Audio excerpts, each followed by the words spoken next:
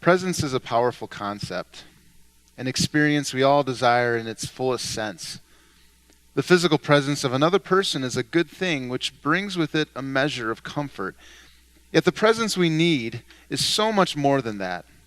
It involves another human being making eye contact with us, and then not only listening, but engaging our story. In other words, we crave the presence of another in every sense of the word. Presence motivated by love. Yet the daily frustration is that we cannot make others be present for us. Consider a family road trip with a teenage daughter sitting shotgun next to her father. Will she be present with dad and make an effort to deepen their relationship? Or think about the quiet moments for a mom and dad following a busy day and bedtime rituals with the kids. They finally have the opportunity to connect with one another. What will they do with the time they've been given? In practice, presence is what we want from others, yet fail to give ourselves. The teen sitting shotgun next to her father takes out her phone, begins chatting with friends on social media, and fills the extra time with a game bought for 99 cents. Instead of turning to one another, the exhausted husband and wife stare blankly at the latest episode of their favorite show. From time to time, they check their news feed on Facebook. Soon it will be bedtime. How about you? With whom do you prioritize your presence? This is a good question to ask because presence exposes our priorities. By taking an honest look at the moments in which we are most present, we gain a deeper understanding of what matters most to us. The youth ignores her dad to be present with friends. After all, dad will always be there, and her friends are the ones who understand her. The parents struggle to offer presence to one another because they have been practicing presence all day in other areas of their life. Presence at work, presence with the kids, really, presence with everyone else has made it hard for them to have any energy left for one another. Because of sin, we get worn down, and at some point begin to believe our story is more important than others. And what do we do when we find ourselves sitting next to someone who needs us? We pull out our cell phone or let our minds wander to things that we deem more worth our time. But hold on a second. If this is the case, and presence exposes our priorities, then what are you doing here? There are many examples of presence that make sense to the average human being. Employees should be present at work and do a good job. Parents should be present at events that are important to their children. Spouses should practice presence through date nights, long after the wedding is over. But when it comes to sitting at the foot of the cross, the world cries, madness. Couldn't you be doing something better with your time? Why are you here at the cross, listening to Jesus' voice as he dies? For our modern sensibilities built on the premise that we should seek comfort and avoid pain at all costs, the question is even more glaring. What are you doing here? After all, crucifixion was not a pleasant sight. The purpose of crucifixion was to warn others who entered ancient cities. If you do not respect those in authority, this is what will happen to you. Anybody entering Jerusalem would have laid eyes on Jesus hanging on that cross. None of them would have wanted to stop.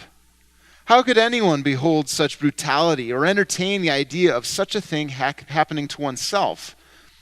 Consider the people surrounding Jesus at his death. The Roman soldiers didn't have a choice. Neither did the criminals crucified with him. The only people who had a choice were the other bystanders, most of whom it is clear were not friends of Jesus.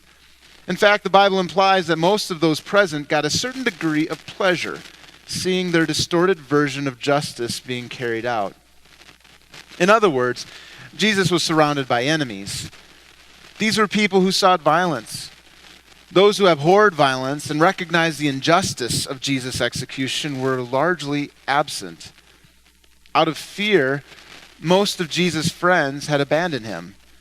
They didn't want to suffer the same fate and couldn't bear to stand by helplessly as Jesus was executed. Can we really blame them for their absence? And yet the Bible tells us that Jesus was not completely abandoned. At the foot of the cross, watching the horror unfold, stood his mother, Mary, and his disciple, John. What was Mary doing there? Why didn't she just go home? That was her son hanging there in complete humiliation and shame, suffering indescribable pain and dying. And there was nothing she could do about it. Such lofty ideas and noble teachings, such great hopes had been centered in him, and it had all come to this, to crucifixion. Mary knew Jesus was what the angel had told her about, the promised one, who would finally come from God to save the world. And this is the way the world treated its Savior. To make matters worse, Jesus' enemies stood nearby with satisfaction written all over their faces. They took pleasure in seeing her son's pain, and by extension, her own. This is a mother's worst nightmare, playing out before her eyes. And to add insult to injury, there was nothing she could do about it. She could only stand by helplessly and watch them murder her son. Why didn't she go home? And what about John, the disciple whom Jesus loved? What was John doing there? Why was he standing there speechless through these desolate hours? None of the other disciples were cowering in fear in their bedrooms somewhere. One, who to save his own skin had denied that he ever knew Jesus, was weeping tears of shame. One was hanging from the end of a rope, a suicide, because he had betrayed his Lord. Why was John, alone of the 12, standing there beneath the cross? Why didn't he go home? And what about you? I'm sure you could name quite a few things that would be more pleasant than sitting here beneath the cross of Christ. Why don't you go home? Or at the very least, get out your cell phone and do something that makes you feel comfortable. To understand Mary and John's presence, as well as our own, we must first understand that there is power in presence. Those who are fully present with us have the greatest impact on our lives. Most people, whether Christian or not, cite those who are present as the greatest influencer in their lives. They were there is the common thread. They looked in my eyes, listened to me, and engaged my story. When I needed them, they were present in the fullest sense, encouraging me to get back up and try again. Because of the love they showed me, I want to do the same for others. Of course, because of sin, our efforts will never be perfect. Yet we should never underestimate the power of presence. And this is exactly why we find ourselves sitting at the foot of the cross today. Jesus' presence has power. Jesus fully embodied the presence you desire each day. It is through Jesus that God makes eye contact with you and not only listens, but engages your story. He engages your story by entering into your sinful life, forgiving you and walking with you through all that you experience, both the good and the bad.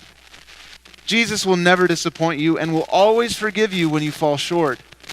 Jesus embodies presence in every sense of the word. Unlike you, Jesus' presence is purely motivated by love, an active love which seeks your greatest good even at the expense of his own life.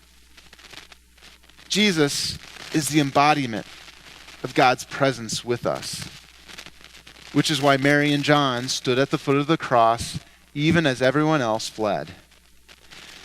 They weren't there simply because God commanded them to love their neighbor.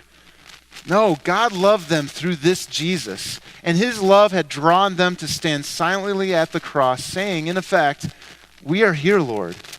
Whatever we can do, let us know." It must have been comforting for Jesus to see his mother and John. Yet Jesus did not take advantage of their presence to indulge his own needs. He didn't ask for anything from them. But such is the nature of Jesus. In his presence, we will always receive. In this case, Mary and John received compassion and encouragement. Behold your son, your mother. These are words of divine compassion. Jesus knew that his mother and John would need one another. In his death, they would need one another's presence. Woman, behold your son. Mother, love John as I have loved you. Look at John as you look at me. Be a presence in his life, seeking his greatest good. Behold your mother. John, love my mother as I have loved you. I need you to take care of her for me. Be a presence in her life, seeking her greatest good. As we walk through this world, it is easy to minimize our need for presence, especially our need for Jesus' presence. And yet there is no denying that we need him. And this is exactly why we are here today. God has loved us through this Jesus. And his love has drawn us here today to sit silently at the cross with Mary and John in thankfulness, saying, we are here, Lord. Whatever we can do, let us know.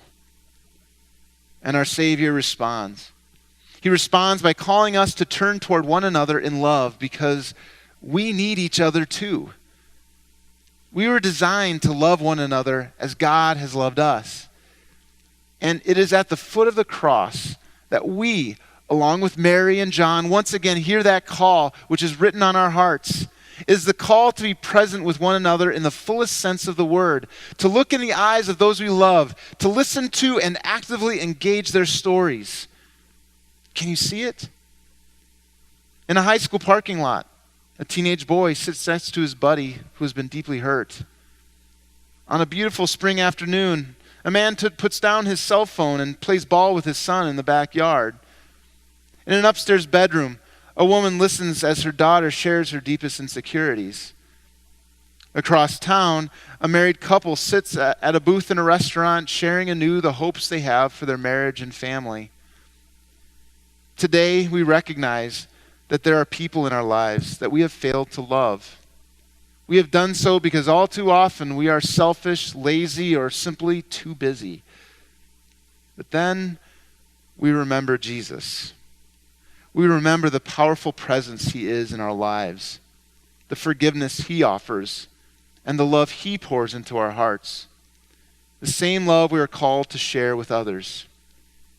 We remember Mary and John, and we remember Jesus' words. Behold your son, your mother.